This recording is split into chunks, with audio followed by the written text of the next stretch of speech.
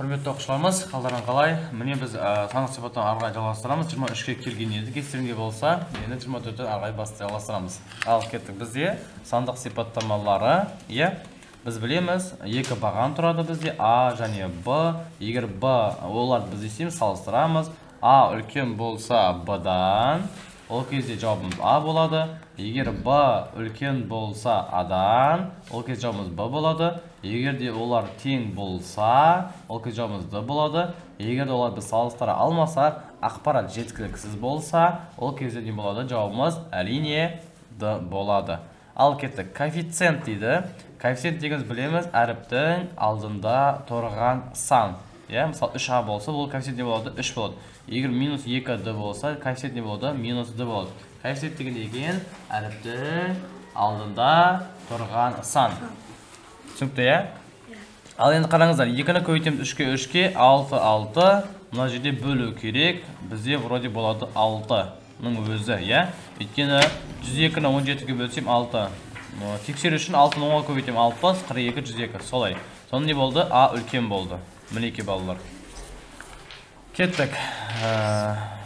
32 бет, байтек 32 бет оқыды, және оған 2 есе аз бет оқу қалды. Оған дегеніміз мына 32-ні есепті сілтеп тұр, Тағы 16 қалды ғой, жалпы 48 бет екен, сонда? Оған 2 есе көп оқу қалды. Мына жерде аз еді, мына жерде. Енді көп. Сонда 36 тағы бар. Саны жалпы 54. Сонда не болды? Әрине бізде Б үлкен болды. Салыстыру керек, модульден білеміз. Мысалға модуль болса, минус 2 болса, одан не шығады? 2-нің өзі шығады, Плюс 2 болса да бәрі сол 2-нің өзі шығады екен. Сонда 2-де 25-тен біз азайтуымыз керек. 2-ден 1-дегі 0,5 алды деп алуға болады, Сонда кеттік арғай. Пока осылай тұра тұрсын, Мұна менде 2,25, Өйткені 9-ды 4-ке бөлетін болсақ, 2,4-тен 1. Ол 2-де 25 жазға болады. Мұна жерден плюс шығады, алдында бәрібір не? Минус 0,5. Енді қарасаңыздар, 2-і бірдей ғой, Сол үшін маған азайтпағаным жөн болды.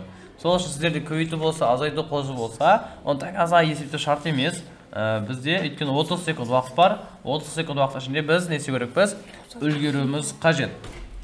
Ары қарай, радиус 8, жарты дөңгелектің ауданы, жарты дөңгелек. Сонда бізде толық дөңгелек пер квадрат қой. Ол жартысы болса 2-ге бөлу керекпіз, Диаметрі 8, сонда радиусы 4. Ол толық дөңгелек. Значит, получается бізде мына жерде 64 пи бөлу 2 ғой. Сонда 32 пи мына жерде, 32 пи. Писімен бірге пиді 3-14-ті қоймай қойыңыздар. Өйткені мына жақта пи шығады, 2 пи бірде болып тұрады. Диаметрі 8 болса, радиусы 4, квадраты 16 пи. Мына жерде 32 пи. Соның не болды жауабымыз? Әрине А болды, Радиус 8 ғой, квадраты 64 пи бөлу 2. Сонда 32 пи болады. Диаметр 8 болса, радиусы 4. 4-тің квадраты 16 пи. Міне, 16 пи, 32 пи. Әрине А үлкен болды. Салыстыр дейді, 3-ке көбейіп бар жатыр, Сонда 81 ғой, X дегенім. Мына жерде не отыр? 15 қосылып бар жатыр, 15, 15, 15, 75. Сонда не болады? А үлкен болады, Өлшемде салыстыр дейді. Мұна жерде қараңыздар. Осындай метр, дециметр, тонна, центрді салыстырған кездеріңізде километр сағат, метр сағатты, мысал үшін километр сағат, мұна жерде метр секунд. Осы километр сағатты метр секунд айналдыру алу керек. Мысал үшін тонна, мұна жерде килограмм. Соны тоннаны килограммды не тоннаға, не килограмм өлшемдері бірдей болсын. Балалар түсінікті ғой, Не болсын? Өлшемдері бірдей болсын. Ал енді былай жасайық. Мұна жерде барлығын сантиметрге айналдырсам, маған ыңғайлы болатын сияқты. 4 метр дегеніміз ол неше? 1 метр куб қоймыз жерде. 1 метр куб деген бірінші алдымен есте олайық. 1 метр куб дегеніміз 1 метр көбейту 1 метр көбейту 1 метр. 3 рет көбейтем. Сонда мұна жерде 100, мұна жерде 100, мұна жерде 100. Получается 2, 2, 2, 6 0 бар. Сонда 1 метр куб дегеніміз 1 миллион 3, 4, 5, 6 сантиметр куб. Міне. Енді оны 1 метр жазып отырмай, бұл мағынасы, иә. Келесісі не істесеңіздер болады. 1 метрде білеміз 100 сантиметр бар. Сонда біз мына куб болса, оны да кубтаймыз. Сонда 100-дің кубы ол миллион деген сөз. Түсінікті, иә? Сонда мына жерде не бар екен? 4 миллион бар екен, міне. 3, 4, 5, 6 сантиметр куб. 4 миллион. Енді қараңыздар, мына жерде 50. Мына жерде сантиметр айналсақ 100 болады, иә? Сонда 50 көбейту 100. Мына жерде 100 сантиметр бар, 600. Міне 600. 600. Сонда мына жерде 1, 2, 3, 4, 5, 6 0 бар. Еще 30 бар. Сонда мына жерде 30 миллионға получается. Мына жерде 4 миллион. Сонда не болды? Б үлкен болды. Түсінікті балалар? Так, ары қарай жалғастырамыз. Автобуста 30 жолаушы болды. Бірінші аялдамада 7 шықты, 23 қалды. 23 11 кірді. 30 23 34 болды. Я? Ал екінші аялдамада бізде қанша 34 бар, я? 4-еу шықты, 30 қалды. 6 кірді, 36. 36 болды мына жерде, я? 36. Автобуста 40 жолаушы болды. Бірінші аялдамада 11 шықты, 29 болады, я? 7-еу кірді, 36 болады. Ал екінші аялдамада 6 шығып кетті, 30, 4-еу 34. Соңында 34. Сонда не болды? А үлкен екен. Енді қараңыздар балам, мына жерде не? Салыстыру. Салыстыру үшін битсек бұл ең оңай жолы. Мына 6-ны 6-ға көбейтейік. Сол кезде мына жерде 30, мына жерде 36. Бөлшектің асты бірдей болса, үстіне қараймыз. Қайсысы үлкен? Сол бізде не болады? Үлкен болды әрине. Сонда не екен? Бұл үлкен екен. Сыныпта 32 оқушы бар. Олардың 8-ден 5-і қыз. 32 оқушының 8-ден 5 деген сөз, 8 бөлікке бөліп 5-еуі қыз деген сөз ғой. Сонда 20 қыз екен, иә? Өйткені 32-ні 8-ге бөлеміз 4, 5-ге бөлсем 20. Сыныпта 28 оқушы бар, олардың 7-ден 4-еуі, 28 7-ге бөлсек 4, 16 ұл. Неше қыз бар дейді? Мына жерде 12 қыз бар. Иә? Неше ұл бар дейді? 12 ұл бар. Сұрақты қараңыз, неше ұл бар? 20-сы қыз болса, 12-сі ұл. 20 деп 20-ны салыстырып қоймаңыздар. Түсінікті ма?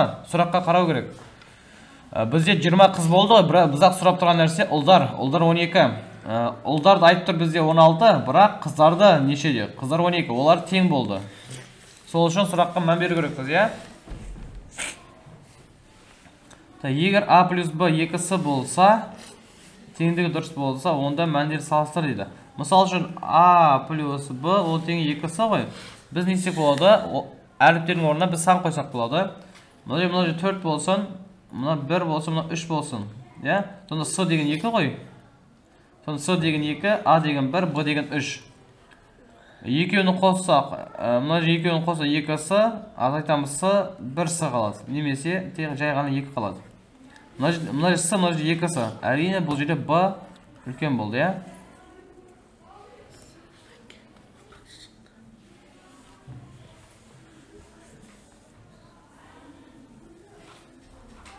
Мінеке балалар, бүгін 24-тен бастап 33-ке дейін шығарып жасадық.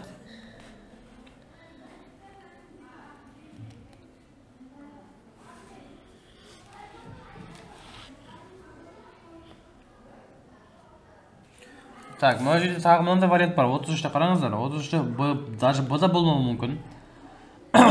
А плюс Б екісі болды. Мысал үшін бүйте болды. Минус 1, минус 3 десем, ол кезде мына сының орда минус 2 көбейту минус 2 десек болады ғой. Сонда мынау минус 1, мынау минус 3, мынау минус 2. Сонда минус 4 плюс 2 минус 2 болады. Минус 2 болады. Ал мына жерде бізде болады минус 4. Ол кезде мына А үлкен болады. Сонда получается бізде Б емес, ответіміз Д болады. Не үшін? Өйткені бізде мына главный мына теңдікті орындалып тұр ғой. Минус 1, минус 3. Сонда С деген минус 2 болады. Апарып қоятын болсақ, мына жерде минус 2, мына жерде минус 1. Қазір бізде не болды? А үлкен болды. Бағана Б үлкен болған. Сонда жауап не екен? Кейде А үлкен, кейде Б үлкен. Значит, жауабымыз не екен? Д екен. Түсінікті балалар. Сол үшін мұқият мән беруіміз керек. Мән берсек, осындай сұрақтардан шатаспаймыз. Жасап дайындаламыз. бұйырса неште лицейде ырқымышаға оқушылары сол мектептің оқушылары ата-аналарыңызға тілектеспіз.